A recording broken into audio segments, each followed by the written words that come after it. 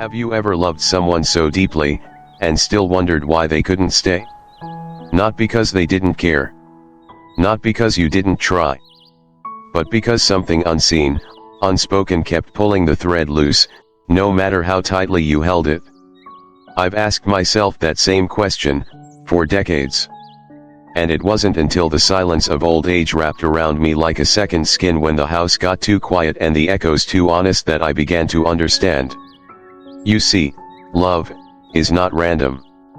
It is not luck. And it is not a reward for being good. It is karma. Not the kind whispered in cliches, but the kind written across lifetimes. The kind that returns not to comfort you but to awaken you. And once you begin to see it, you never see love the same way again. The echoes of choice. There's a certain warmth in familiarity. A gentleness that doesn't sparkle, but settles. Like a quilt passed down through generations, threadbare, faded, yet comforting in a way no new blanket ever could be. That was Helen and James. They never made the headlines. They didn't finish each other's sentences in charming cafes. They didn't post anniversary poems on the internet. But when she placed her hand on his trembling, wrinkled, liver-spotted, the world stopped. And in that stillness, she whispered 4 words that broke the silence of many lifetimes. You always came back. He didn't answer. But he didn't need to. Because the kind of love they shared wasn't verbal. It was visceral. It wasn't new, it was remembered. In Buddhist philosophy, we have a word, vasana. Mental imprints. The echoes of emotions, intentions, relationships that have traveled through lifetimes, riding the winds of karma, etched deep into the subtle mind. You meet someone and for no reason, your heart softens. Your chest tightens. Your body knows something your mind hasn't caught up to. That's not coincidence. That's not imagination. That's soul memory surfacing through the veil. We speak of unfinished business as if it's always dramatic. But more often, it's ordinary. A missed apology. A goodbye said too late. A life cut short before love could be fully lived. Karma, in this sense, isn't here to punish. It's here to complete the sentence. I often say, karma isn't a judge. It's a gardener. It doesn't demand. It tends. It waits patiently until the soil is ready, until the seasons turn, until the spirit has ripened. You may have loved someone long ago and not known how to hold that love. You may have hurt them in a moment of fear. You may have walked away before understanding how to stay. But love, if it was real, if it was seeded with intention, it doesn't vanish. It rests. And karma, like rain on dry earth, brings it around again. Not in the same form. Not always with the same face. But with the same soul. Helen and James didn't have a perfect marriage. They had fights. They had distance. They had nights when words were weapons and mornings when silence hung heavy like fog. But through it all, there was this tether. Invisible. Unspoken. As if the story had been paused once and was now being resumed. Helen once told me, it wasn't that I always liked him. But I always recognized him. That's the word, recognition. Not discovery. Not falling in love. But remembering. Because true connection doesn't shout. It hums. It hums through the moments you share soup on cold evenings. It hums when you fold their laundry without being asked. It hums when they're ill and you sit by their bed, not out of duty, but out of something deeper, something karmic. Young people often chase passion, the fire, the spark, the euphoria. But age teaches you something different. Fire burns fast. Recognition endures. True love is not about how quickly you fall. It's about how deeply you remember. And karma. Karma isn't just a law. It's a compass. It guides the souls meant to meet again. It softens the edges of old wounds. It calls the unfinished story back to the page. But here's the secret. Karma isn't loud. It doesn't bang on your door. It doesn't flood your inbox. It shows up as the person who feels oddly familiar. The one whose silence feels safe. The one who looks at you not with curiosity but with memory. And most people miss it? Not because it isn't there, but because the world is too loud. And recognition requires quiet. So now, as I sit here with the sun lowering across the snow-covered fields of another Midwest winter, I think of all the people who passed through my life. Some left. Some stayed. Some came back in different forms. But the ones who mattered truly mattered. I didn't meet. I remembered. And that, my friend, is how karma speaks. Not through thunder, but through the quiet echo of a soul returning home. Pain is a mirror. Pain, in the teachings of the Buddha, is not an error. It is a messenger. Dukkha, the first noble truth, does not arrive to destroy us. It arrives to awaken us. To crack open the shell of numbness we call survival. And to reveal where we've stopped living. Charles's pain, it wasn't just grief over lost love. It was grief over a part of himself that had never fully lived. A part of him that had once dared to be open. To trust. To believe. And then recoiled, like a flame touched by cold wind. His suffering was not only for the love that had gone, but for the man he never became while trying to carry it. He carried not just the memory of her leaving. He carried the weight of how it ended. The silence. The slammed doors. The unspoken sentences that still echoed at night. The trauma was no longer hers.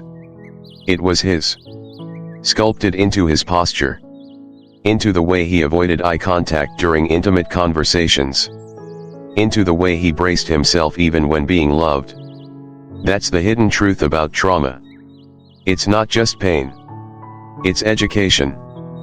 But not the kind that frees you. The kind that teaches you to mistrust beauty. The kind that makes you flinch at kindness.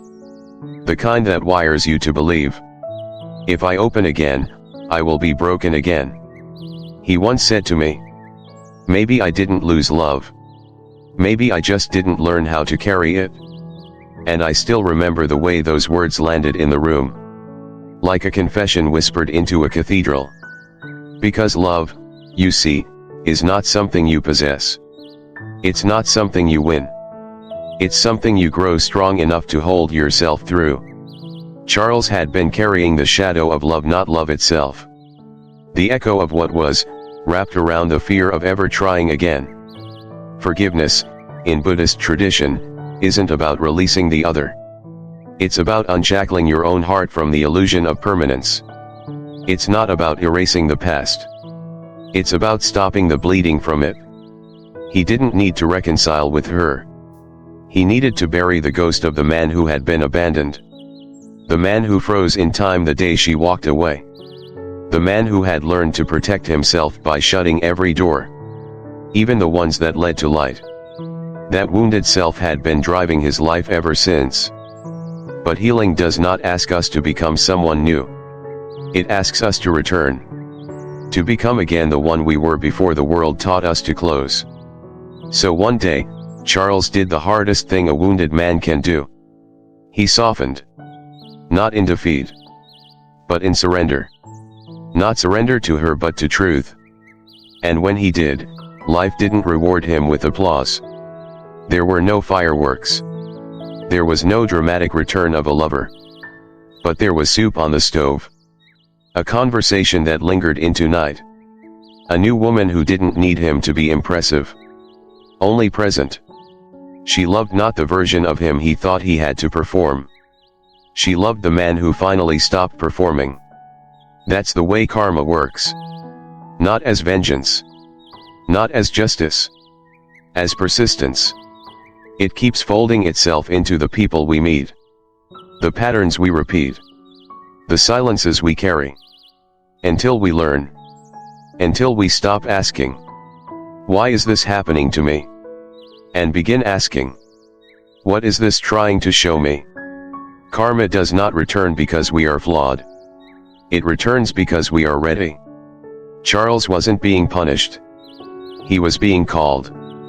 Not to re-enter the past, but to transmute it. To walk through it with new eyes.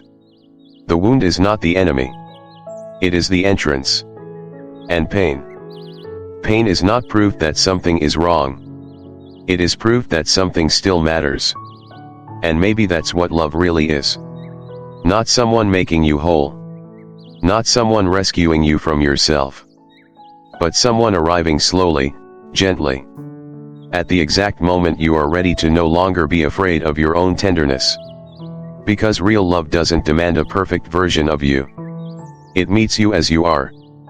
But only when you're willing to meet yourself first. The unseen work of love. Judith, my dear friend, had a laugh like gravel. And eyes like the sea after a storm. She spoke like someone who had lived 3 lives inside one. There was a certain sharpness to her wisdom. Not because she was bitter. But because she had survived the kind of love that doesn't pamper you. It purifies you. She stayed in that difficult marriage. Not because she didn't know she could leave. But because she saw something deeper in staying. Something most people never do. Love, she said, her voice low and raw, is not where you hide from yourself. It's where you meet yourself. Fully. Sometimes painfully. Her husband was no monster. But he was a mirror. A mirror to her impatience. Her pride. Her clinging. He didn't try to hurt her. But he revealed the parts of herself still aching to be healed. He showed me everything I didn't yet love about myself. She whispered once. Cradling a glass of whiskey in her hand. Her eyes glistening. Not with regret. But with recognition. And that, I think, is the most sacred and the most brutal form of love. Not the love that completes you. But the one that confronts you. Not the love that makes everything easy. But the one that makes everything real. Most people run when love becomes a mirror. They call it toxic. They say it's too hard. But sometimes, it's not toxicity. It's the soul's resistance to being seen. And only those who are ready to evolve will stay long enough to watch themselves unravel and be rewoven. Judith didn't stay out of martyrdom. She didn't stay out of guilt. She stayed with presence. She stayed because she knew. This wasn't just a marriage. It was a monastery. Not made of stone walls and incense. But made of misunderstandings. Of mundane routines. Of long silences. And short tempers. And through those small daily discomforts, her soul was sharpening. Love, real love, is not a fairy tale. It is a field of practice. A dojo of the heart. A sacred fire. Where the ego is burned down. And the spirit begins to speak. She would tell me, years later. The gift wasn't that we made it work. The gift was who I became in trying. Because whether you stay or go, the point isn't endurance. It's evolution. When you love someone who sees through you, who challenges your beliefs, who doesn't always make you feel safe, but always makes you feel seen, you are in the presence of a karmic teacher. And if you're paying attention, you start to realize, this is not the end game. This is the training ground. Not every relationship is meant to last a lifetime. Some are meant to break you open. Just long enough for you to finally meet yourself. And when the time comes to walk away, if you've done the work, you don't walk with bitterness. You walk with gratitude. You walk with a quieter ego. A steadier mind. A deeper heart. And a reverence for what that fire taught you. Because inside that fire, you didn't lose yourself. You found the parts of you that were buried under expectation. You met the child within, who still begged for approval. You heard the voice you had silenced in exchange for comfort. And that That is the unseen work of love. It's not what you post on anniversaries. It's not what the world claps for. It's not the stuff of movies. But it is the real work. The holy work. And it stays with you. Even long after they're gone. Who you become, you attract. If I could speak to my younger self, the version of me who stayed up late, wondering if anyone would ever love him right, I wouldn't offer reassurance. I wouldn't tell him she was coming. That someday, someone would finally see him.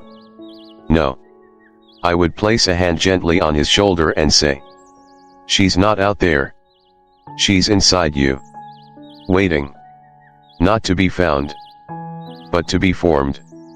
Through the honesty of your choices. Through the integrity of your actions. Through the kind of man you decide to become. When no one's watching. We think love is about pursuit. About looking outward. But karma doesn't work that way. Karma doesn't send us what we crave. It sends us what we mirror. If you carry bitterness, the world will echo that bitterness back to you. Not as punishment, but as reflection. If you've learned gentleness through grief, if you've bled and stayed soft, if your hands still tremble but you offer them anyway, presence will recognize you. But most of us want love before we become loving. We want peace from someone else, before we've made peace with ourselves. We want someone to listen, but we're still interrupting our own silence. We long for someone to stay, while we ourselves keep running. I see it everywhere now. This desperate search. We want someone patient, but we live in a hurry. We want someone loyal, but we keep options open out of fear. We want someone grounded, yet we avoid every moment of stillness. And so karma, wise, unyielding, deeply compassionate, does not grant us our fantasies. It grants us our frequency. You attract what you embody.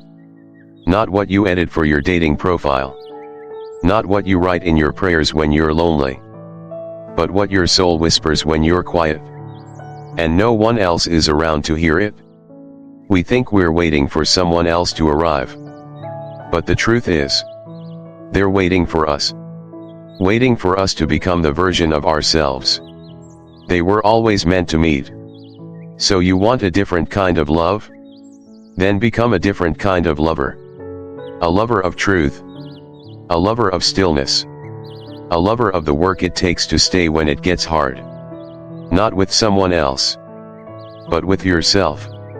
Because the moment you stop running from your wounds, the moment you sit beside your fears, and offer them tea instead of shame, the moment you stop bargaining with the universe, and start listening to it, that's when love finds you. Not in the form of rescue, but in the form of reflection. And when it comes, it won't knock on your door with urgency. It will enter like sunlight. Slow. Soft. Certain. You won't have to chase it. You'll recognize it. Because it will speak the same language your soul finally learned to speak. Presence. Patience. Peace. So become what you seek. Not perfectly, but sincerely. And then wait. Not like you're starving, but like you've already been fed by the life you've built within.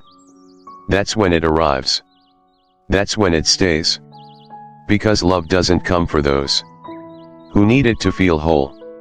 It comes for those who are already living like love is their native language.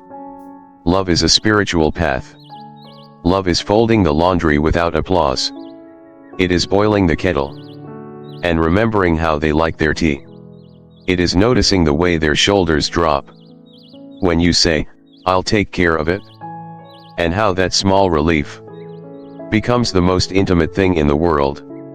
It's not always the grand vows or the candlelit dinners. It's in the quiet habits that whisper, "I see you. I still choose you." True love doesn't shout. It doesn't rush in with music playing and rose petals falling from the sky. It enters slowly, like light creeping into a room that has forgotten what morning feels like. It fills the cracks you didn't know were open, and often, it does so wordlessly. That's what makes love a spiritual path. It isn't just a feeling. It's a practice. A daily, sacred discipline. You begin to realize that love is the discipline of coming back. Back to understanding, even when it's easier to defend. Back to listening, even when your pride is loud. Back to softness, even after being hurt. Back to presence, when distraction is far more convenient. And as you walk further along this path, something unexpected happens.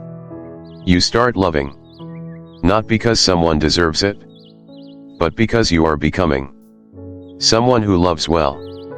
Not because you're owed anything in return, but because loving has become your natural state. Like a tree gives shade, like the moon reflects light, without asking, without needing, just being. I've known couples who've been together for 50, 60 years, not because everything was easy, but because they learned that love wasn't always harmony. Sometimes it was dissonance, returned to gently. Sometimes it was silence, held without resentment. Sometimes it was folding their pain next to yours and saying, let's carry it together. And still, love isn't always between people.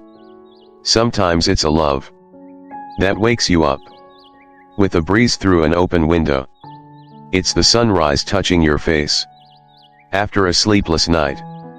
It's the kindness you give yourself when the world has been too much.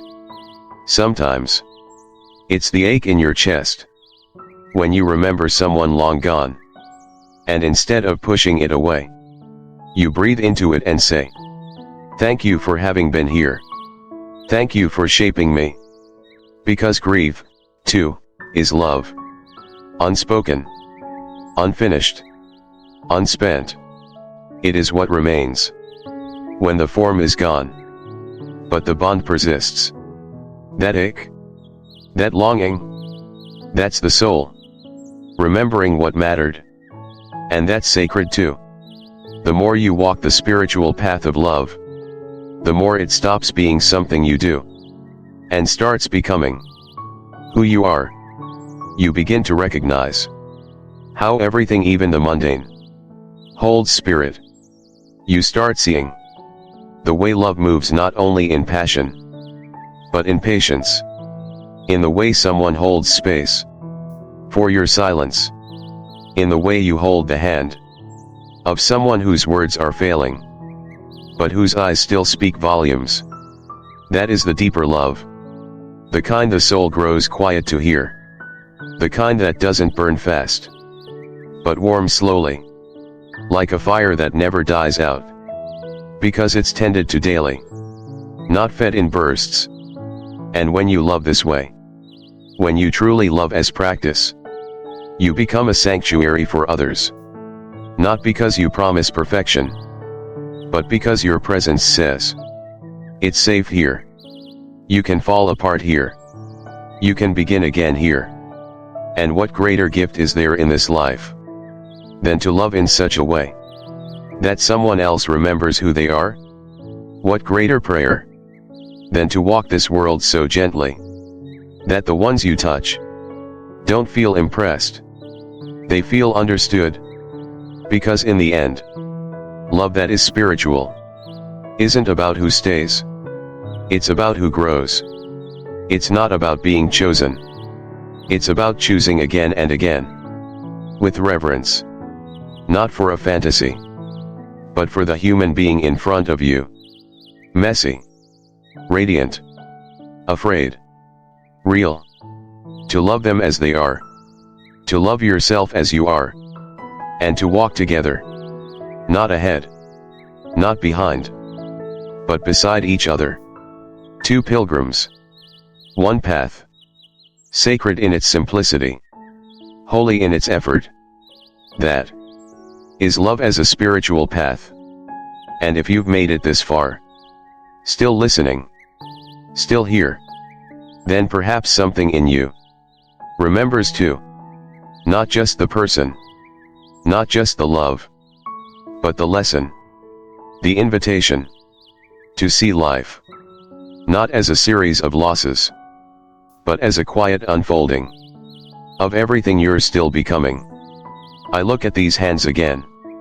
Wrinkled now, yes, but full of stories. They've wiped tears from my own cheeks. In the dark, they've reached for someone who wasn't there, and held the silence anyway. This is what age teaches you. Love doesn't disappear.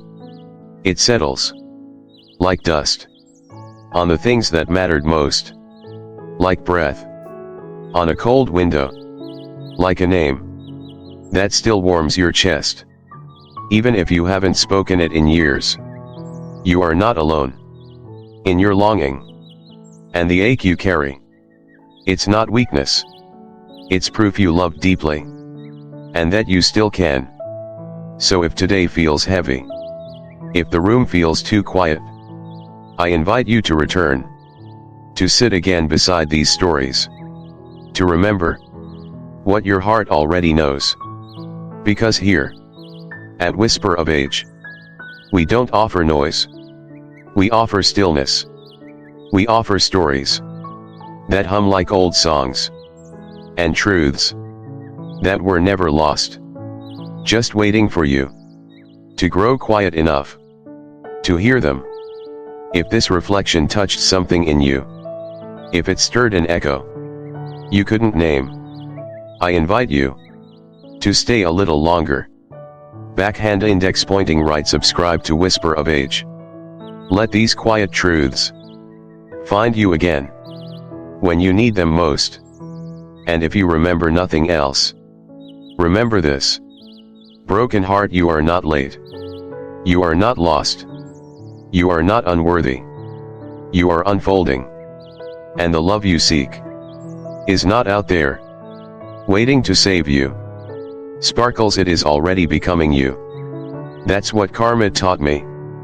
That's what age revealed. That's what I now whisper. Not for attention, but for connection. In case someone, somewhere, is still listening.